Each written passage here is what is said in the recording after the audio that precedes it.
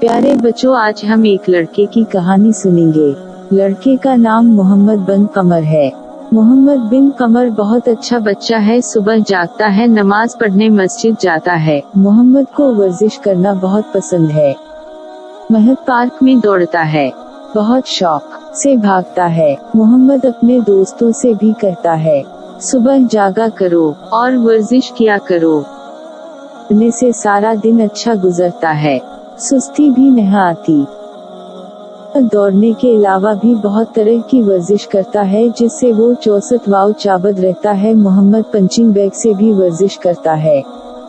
वो तरह तरह के करतब भी करने की कोशिश करता है।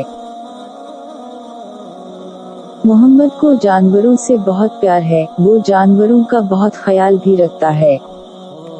एक दिन मोहम्मद के दोस्त ने मोहम्मद से पूछा, तुम सुबह गहरी नींद में होते हो, अपनी नींद की परवाह न करते हुए नमाज पढ़ने जाते हो, क्या अच्छा ना हो तुम सोए रहो? नींद पूरी करो, फिर जाग के नमाज पढ़ लो या ना भी पढ़ो। मोहम्मद ने अपने दोस्त को कहा, अल्लाह ने हमें कितनी सारी निमतें अता की हैं। हमें इन निमतों का शुक्र अदा करना चाहिए। शुक्र अदा करने का बेहतरीन तरीका नमाज है। नमाज का वक्त मुकर्रर है।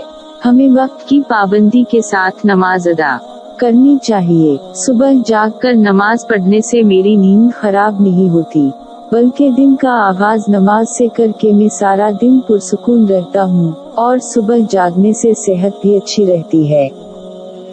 दोस्त ने मोहम्मद को कहा, उसे ये सुन के अच्छा लगा, अब वो भी रोज नमाज पढ़ेगा, अल्लाह का शुक्र अदा करेगा।